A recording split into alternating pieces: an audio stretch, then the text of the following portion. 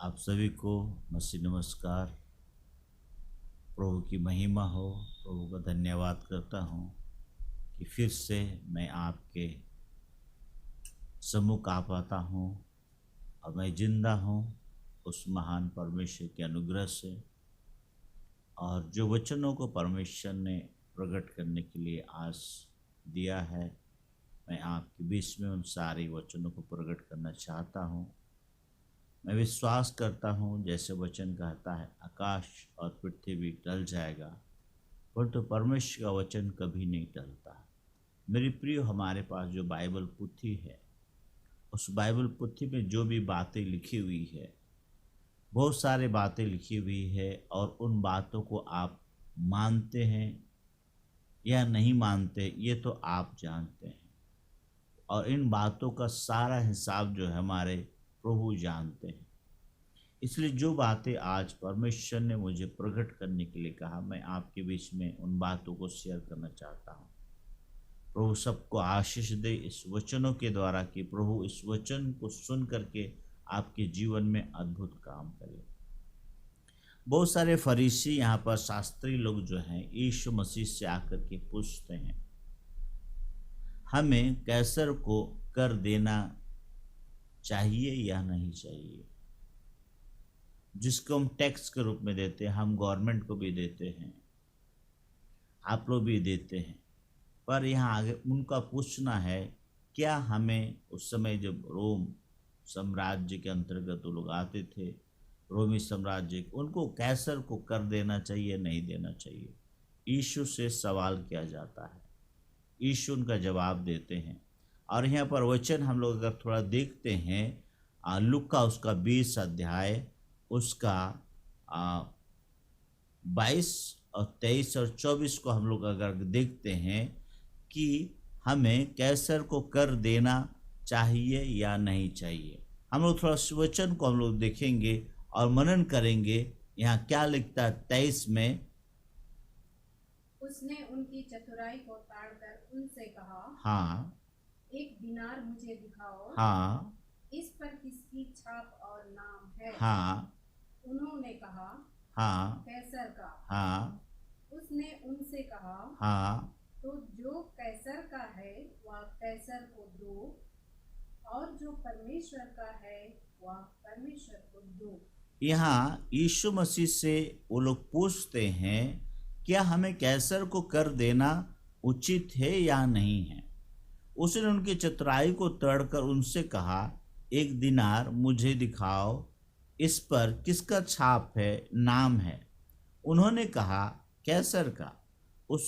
उसने उनसे कहा, तो जो कैसर का है वह कैसर को दो, और जो परमेश्वर का है वह परमेश्वर को दो। मेरी प्रियो, जो कैसर का है उसको कैसर को दो, जो परमेश्वर का है वो परमेश्वर को दो।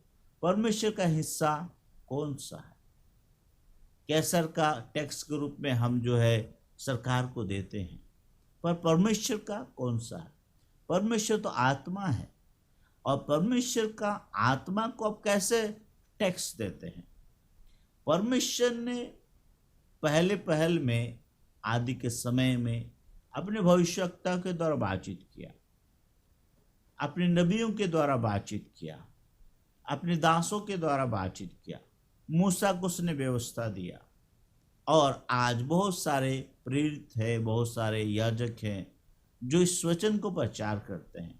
बाइबल बताती है परमेश्वर तो आत्मा है, फिर आत्मा को हम कैसे टैक्स देंगे? परमेश्वर कैसे आप टैक्स देंगे?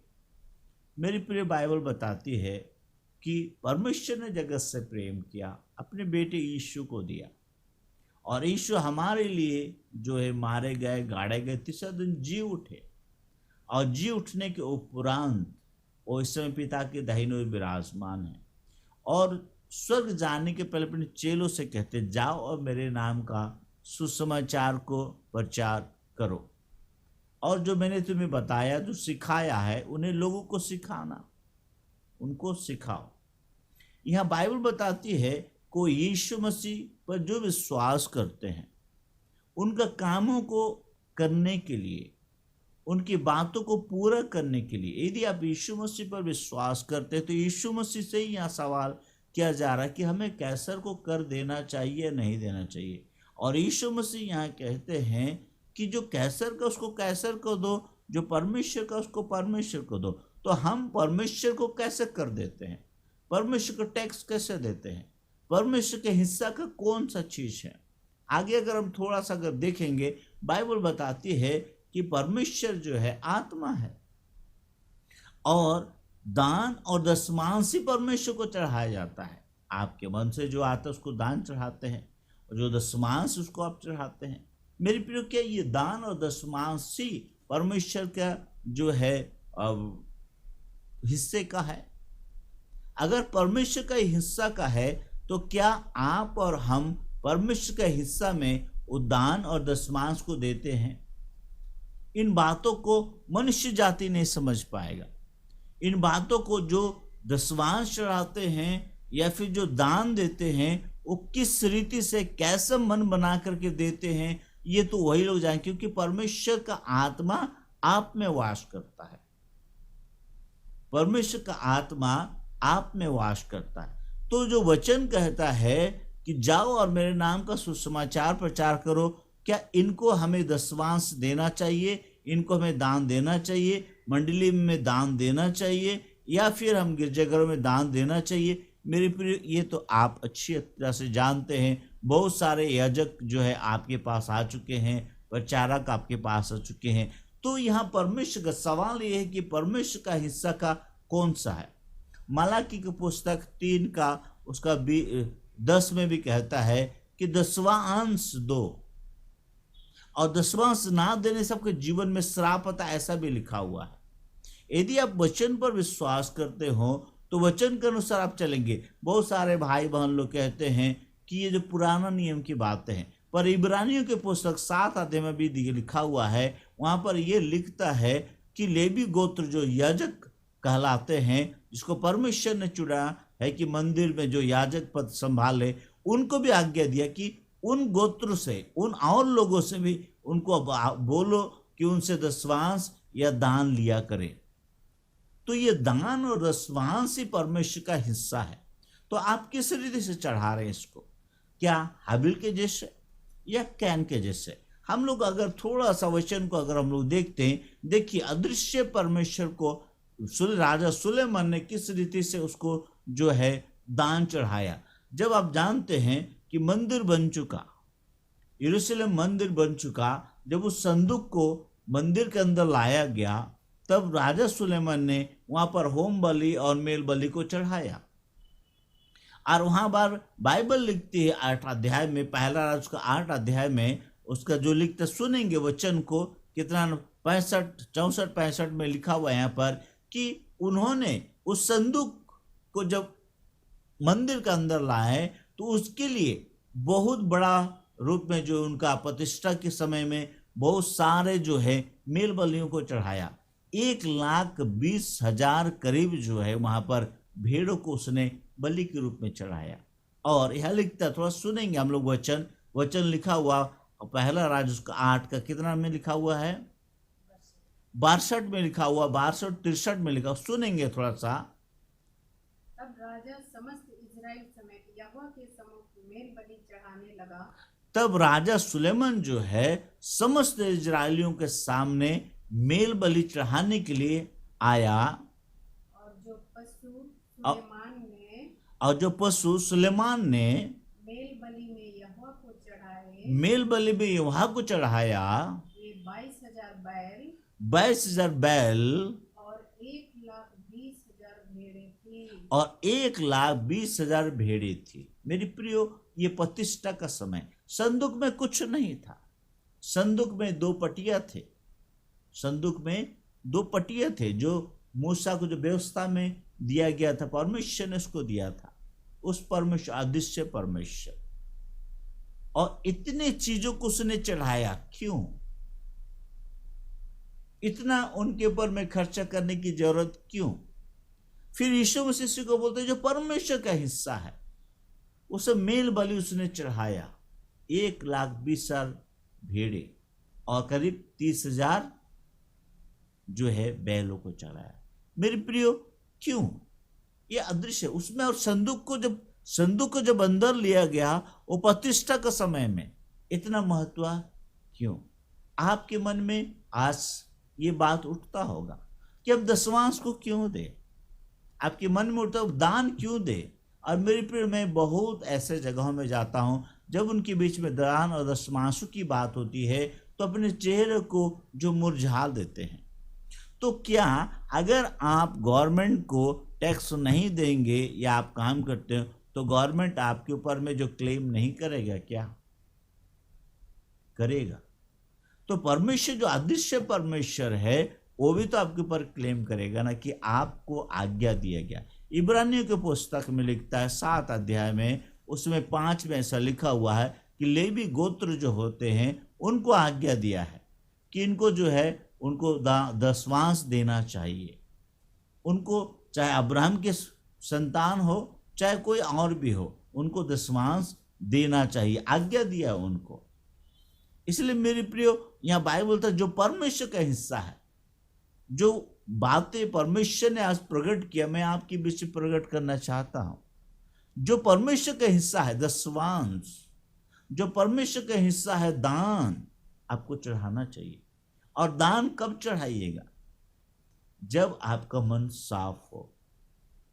दान कब चढ़ाएंगे आप? हम लोग थोड़ा सा देखेंगे मार्कुस की पुस्तक, उसका 12 में लिखा हुआ है। मार्कुस की पुस्तक उसका 12 में, जो विधवा, कंगाल विधवा अपने पास जितना कम, जो एकदम अब उसके पास इसके अलावा कुछ नहीं है, वो जो है उस समय उस दानों को चढ़ाने के लिए आती है। हम बाइबल को देखेंगे, यहाँ लिखता है कि यीशु मसीह मंदिर भंडार में वहाँ बैठे हुए हैं और वो देख रहे हैं वहाँ पर कि दान किस रीति से लोग चढ़ाते हैं। हम थोड़ा पढ़ के सुनाएंगे इसको। लिखा हुआ 12 अध्याय उसका 41-42 में लिखा हुआ है, थोड़ा सुनेंगे हम लोग।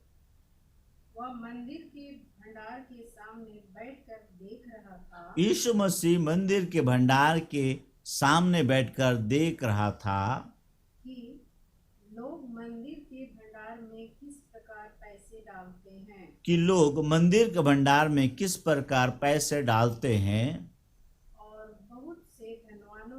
और बहुत से धनवानों ने बहुत कुछ डाला। इतने में कंगाल विधवा ने आकर के 2 दमड़ियां जो एक अधेले के बराबर होती है डाली। यहाँ पर लिखते हैं, इसको क्या जरूरत है? यहाँ पर जो दो सिक्के हम कह सकते हैं इसको, वो अपना जीविका का एकदम आखिरी चीज को उसने डाल दी। किस लिए? उस आदृश्य परमेश्वर के लिए, ताकि इस भंडार में जब डाला जाएगा सुसमाचार का प्रचार किया जाएगा। ये जब डाला जाएगा तो सुसमाचार का प्रचार किया जाएगा, अंधकार में ज्योति की बातों को प्रकट किया जाएगा याजक के माध्यम से। और जो निर्बल है उनके पीछे बल की बातों को प्रकट किया जाएगा। और जो दुखियारी है, दुख में है, उनको शांति और सांत्वना की बातों को प्रकट करने के लिए दिया जाएगा। तो इन चीजों को उन्होंने उस जो है भंडार में उसने डाल दी। सिर्फ 2। क्यों? राजा सुलेमान मंदिर की प्रतिष्ठा के समय में इतने सारी चीजें खर्च कर दिए। मेरी प्रियो, आप और इस बात को समझने को सके। आपको परमेश्वर आशीष के रूप में बहुत सारे धनों को दिया है। आपको जो भी दिया है उसमें से आपका 10वां अंश, जो 10वां अंश से 100 में 10 रुपया, वो परमेश्वर का हिस्सा है। और दान वो परमेश्वर का हिस्सा है। वो परमेश्वर का, जब आप कर उसको दे रहे तो परमेश्वर को आपको देना चाहिए, ताकि इससे सुसमाचार की बढ़ोतरी होगी। यदि जो लोग दान और दशमांश नहीं देते हैं उनका जीवन में परमेश्वर का वास स्थान नहीं होगा। आप इसको विश्वास करें या ना करें, परंतु वचन कहता है तुम इस दान और दशमांश ना चढ़ाने के कारण परमेश्वर को आप लूटते हैं। परमेश्वर ने आपको 100 में जो है 90 रुपया आपको दिया और 10 रुपया परमेश्वर अपने सुसमाचार के लिए चुना है, ये आपको समझना होगा। 10वां अंश जिसके कारण से श्राप आपके जीवन में आता है। आपके पास बहुत सारे धन होने के बाद भी आपके परिवार में अशांति होता है, इसका रीजन यही है। आप इसको माने या ना माने, परंतु परमेश्वर का वचन सत्य, आकाश और पृथ्वी में टल जाएगा परंतु परमेश्वर का वचन कभी नहीं टलता है। मेरे प्रिय, आप विश्वास करें, आप विश्वास करें, ये आपको देना होगा। और विश्वास के साथ आज से जिस रीति से विधवा कंगाल ने उसको चढ़ाया, उसी रीति से आपको भी चढ़ाना होगा। राजा ने प्रतिष्ठा में जिसे चढ़ाया, आपको चढ़ाना होगा, दशमांश आपको चढ़ाना होगा। मलाकी की पुस्तक में कहता है कि अगर आप नहीं चढ़ाते, आपके जीवन में श्राप को अपनाते हैं। और इब्रानियों की पुस्तक में कहता है कि यदि वहां पर जो याजक गण उनको आज्ञा दिया है, इसलिए मैं आज एक परमेश्वर के दास होने के नाते आज्ञा देता हूं कि जो लोग अपने जो है चरवाहे हैं उनको आगे अगर दशमांश नहीं चढ़ाते, लोग सुसमाचार प्रचार नहीं कर पाएंगे। और उसका रुकावट का कारण आप है, आपका घराना है, क्योंकि आपने परमेश्वर का जो हिस्सा का उसको आपने जो छिपा लिया है, जिसके कारण श्राप आएगा। हो सकता है घर में मतवारीपन आएगा, हो सकता है घर में एक जो है अशांति आ जाएगा, हो सकता है घर में एक बीमारी आ जाएगा। ये आपके जीवन में होगा क्योंकि आपने परमेश्वर के हिस्सा को छिपाया है। इसलिए मेरे प्रियो, परमेश्वर के हिस्सा को कभी ना छिपाएं।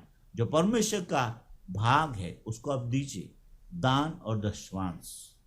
मेरे प्रियो, मैं विश्वास करता हूं कि आप इस वचनों के द्वारा आशीषित होंगे और आप दान और दशमांशों को जो चरवाहे हैं उनके बीच में लाएंगे, ताकि उससे बाइबल का वचन कहता है, मेरे दास को यदि कोई एक ठंडा जल गिलास में पिला दे तो उसका प्रतिफल पा चुका है।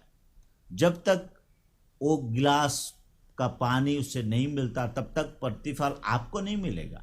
इसलिए मेरी प्रिय, आप विश्वास में आइए और वचन, यदि आप यीशु मसीह को मानते हैं तो दान और दशमांश को प्रभु के निकट में लाइए। जैसे उस विधवा ने चढ़ाया और जैसे राजा सुलेमान प्रतिष्ठा में चढ़ाया। और इब्रानी की पुस्तक बोलता है कि आज्ञा दो, उनको कहो कि दशमांश लोग जो है चढ़ाएं। प्रभु का धन्यवाद करता हूँ, इस वचनों के द्वारा आप आशीषित होंगे और आप दान और दशमांशों को आपके जो भेड़े, आपके जो चरवाहे हैं, आप उनके बीच में रखेंगे, आपके जो मंडली हैं उनके बीच रखेंगे, आपके जो कलीसिया है उसके बीच में आप रखेंगे और गुप्त रीति से रखेंगे। मैं विश्वास करता हूँ, इसी विश्वास के साथ आप सभी को इस वचनों के द्वारा परमेश्वर आशीष दे कि प्रभु हमारी प्रार्थना को सुनेगा। आपकी दान दशमांशों को जैसे यीशु मसीह ने देखा वो देखेगा, और कुर्निश के दान जैसे स्वर में भेंट जो है पहुंच गया था, उसी रीति से आपका भेंट भी पहुंचेगा। आप सभी को फिर से जय मसीह की।